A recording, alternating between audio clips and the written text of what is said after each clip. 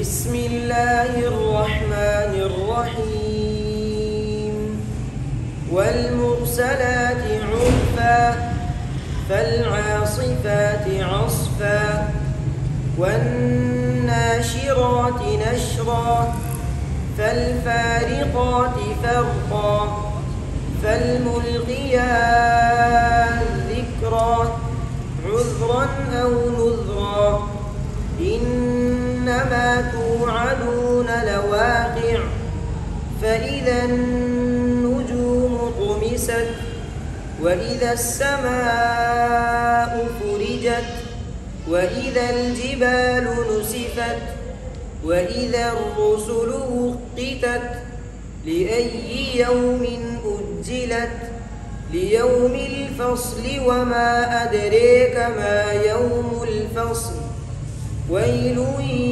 يومئذ للمكذبين ألم نهلك الأولين ثم نتبعهم الآخرين كذلك نفعل بالمجرمين ويل يومئذ للمكذبين ألم نخلقكم من ماء مهين فجعلناه في قرير مكين إلى قدر معلوم فقدرنا فنعم القادرون ويل يومئذ للمكذبين ألم نجعل الأرض كفاتا أحياء وأمواتا وجعلنا فيها رواسي شامخات وأسقيناكم ماء فراتا ويل يومئذ للمكذبين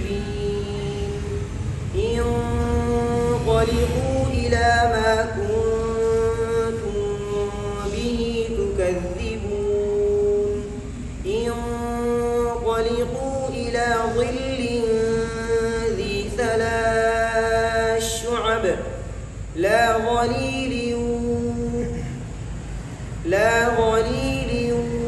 ولا يغني من اللهب إنها ترمي بشرر كالقصر كأنه جمالات صفر ويل يومئذ للمكذبين هذا يوم لا ينطقون ولا يؤذن لهم فيعتذرون ويل يومئذ للمكذبين هذا يوم الفصل جمعناكم والأولين فإن كان لكم كيد فكيدون ويل يومئذ للمكذبين إن المتقين في ظلال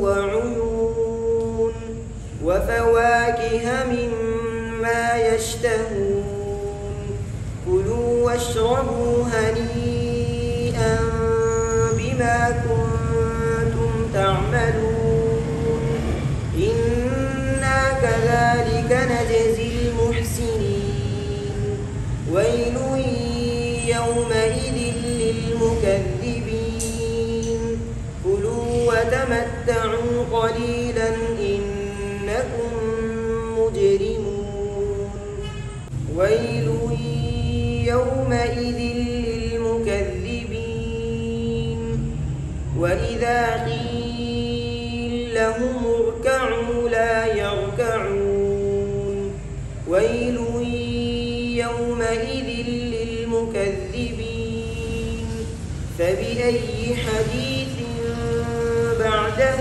يؤمنون سورة المرسلات قراءة إمام أبو عمر بصري کے لیے پڑھا ان کے دو راوی ہیں دوری بصری اور سوسی۔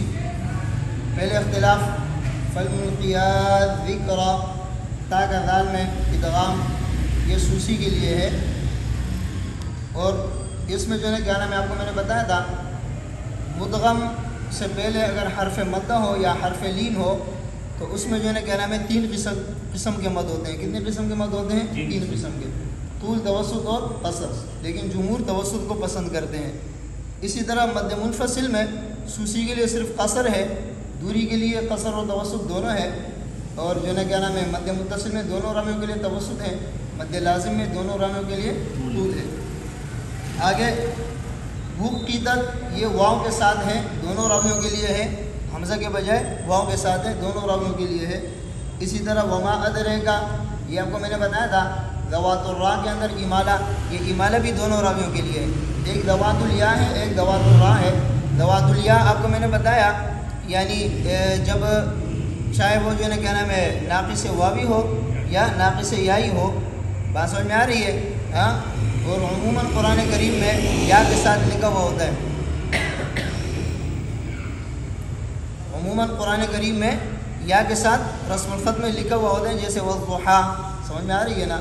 یہ فعلا فعلا فعلا کے وزن پر ہوں گے، کس کے وزن پر ہوں گے؟ فعلا فعلا فعلا، اور دنیا بھی اسی میں داخل ہے، بات سمجھ میں آ رہی ہے؟ تو اس میں تقلیل ہوتے ہیں دونوں راویوں کے لیے، اور جہاں پر ذوات الراء ہے، ذوات الراء میں دونوں راویوں کے لیے امالہ ہے، تو وما ادریک میں امالہ ہے دونوں راویوں کے لیے۔ فی قریر، اس کے اندر امالہ یہ بھی دونوں راویوں کے لیے ہے، ذوات الراء ہے۔ ذی ثلاث شعب، اس کے اندر سا کا شین میں ادغام ہے، ادغام کبیر ہے، یہ ادغام کبیر بھی جو ہے نا سوسی کے لیے ہے، کس کے لیے ہے؟ سوسی کے لیے۔ آپ کو میں نے بتایا تھا مدغم سے پہلے حرف مدہ یا حرف لین ہو تو اس میں 3 قسم کے مد جو ہے نا جائز ہے، طول، توسط، قصر، صحیح ہے؟ اس میں بھی تینوں قسم کے مد ہو سکتے ہیں، اور یہ کس کے لیے ہے؟ سوسی کے لیے۔ جمالاتن، یہ جمع کے ساتھ ہے، جمالاتن، حفظ میں جمالاتن اور اس میں جمالاتن یعنی جمع کے ساتھ ہے، بات سمجھ میں آ رہی ہے؟ لام کی کڑ زبر کے ساتھ۔ اسی طرح ولا یؤذن لہم، ولا یؤذن لہم، ولا یؤذن لہم، اس میں دو اختلاف ہے، ایک یؤذن حمزہ کو جو ہے نا کیا نام ہے واو سے تبدیل کیا ہے، آپ کو میں نے بتایا تھا سوسی کے لیے حمزہ ساکنہ سے پہلے زبر ہوگا تو حمزہ الف سے، حمزہ ساکنہ سے پہلے زیر ہوگا تو حمزہ یا سے، حمزہ ساکنہ سے پہلے پیش ہوگا تو حمزہ واو سے تبدیل ہوگا، بات سمجھ میں آ رہی ہے؟ تو یہاں پر یؤذن جو ہے نا کیا نام ہے یہ وہی قاعدہ ہے، اور نون کا لام میں ادغام ہے، یہ ادغام کبیر ہے، یہ بھی سوسی کے لیے ہے۔ تو اس کلمے کے اندر 2 اختلاف ہے، دونوں اختلاف کس کے لیے ہے؟ سوسی کے لیے ہے۔ آگے وہ اذا قیل لہم کے اندر لام کا لام میں ادغام ہے، اس میں بھی جو ہے نا کیا نام ہے یہ ادغام سوسی کے لیے ہے، اور اس سے پہلے میں نے آپ کو بتایا تھا کہ مدغم سے پہلے حرف مد یا حرف لین ہو تو 3 قسم کے مد اس میں جائز ہے، طول، توسط اور قصر، تو یہاں پر بھی 3 طول، توسط اور قصر تینوں قسم کے مد آپ کر سکتے ہیں، صحیح ہے؟ یومینون، یومینون کے اندر وہی قاعدہ ہے کہ حمزہ ساکنہ سے پہلے پیش ہو تو واو سے تبدیل کریں گے، حمزہ ساکنہ سے پہلے زیر ہو تو یا سے تبدیل کریں گے، حمزہ ساکنہ سے پہلے زبر ہو تو الف سے تبدیل کریں گے، تو یومینون کا قاعدہ یہ کس کے لیے ہے؟ سوسی کے لیے، بات سمجھ میں آ رہی ہے؟ بین السورتین، دونوں راویوں کے لیے بسم اللہ پڑھنا بھی صحیح ہے، بغیر بسم اللہ کے وصل کرنا بھی صحیح ہے، بغیر بسم اللہ کے سجدہ کرنا بھی صحیح ہے، بات سمجھ میں آئی؟